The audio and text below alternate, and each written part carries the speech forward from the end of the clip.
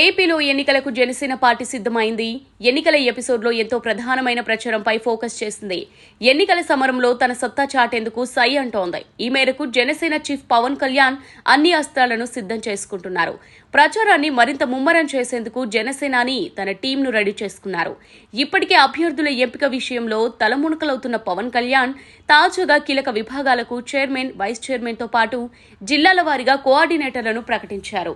టాలీవుడ్ నిర్మాత గౌరవ్ ఉదయ్ శ్రీనివాస్ అలియాస్ బన్నీవాస్ ను రాష్ట్ర ప్రచార కమిటీకి చైర్మన్ గా నియమించింది. వాస్తవానికి బన్నీవాస్ నియామకం గతంలోనే జరిగినప్పటికీ పూర్తి స్థాయిలో టీం ఇవ్వలేదు. తాజాగా పూర్తి స్థాయిలో టీంను నియమించింది జనసేన పార్టీ. ఇటీవలే జనసేన పార్టీలో చేరిన ప్రముఖ కొరియోగ్రాఫర్ షేక్ జానీ మాస్టర్ ను ఈ కమిటీకి వైస్ చైర్మన్ గా జనసేన పార్టీ నియమించింది. మరో వైస్ చైర్మన్ గా యాతం నగేష్ బాబును ఎంపిక చేసింది. ఇటు పార్టీ రాష్ట్ర కార్యదర్శిగా వబిలిశెట్టి రామకృష్ణ, సంయుక్త కార్యదర్శులుగా పొగిరి సురేష్ బాబు, బెల్లంకొండ అనిల్ కుమార్, బండి రమేష్ కుమార్లను నియమించింది. వీరితో పాటు ఉమ్మడి 13 జిల్లాలకు సంబంధించి కోఆర్డినేటర్లను సైతం జనసేన పార్టీ ప్రకటించింది. శ్రీకాకుళం జిల్లాకు కంచరాన అనిల్ ను కోఆర్డినేటర్ గా నియమించగా, ఉమ్మడి విజయనగరం జిల్లాకు కోట్ల కృష్ణను కోఆర్డినేటర్ గా ఎంపిక చేసింది.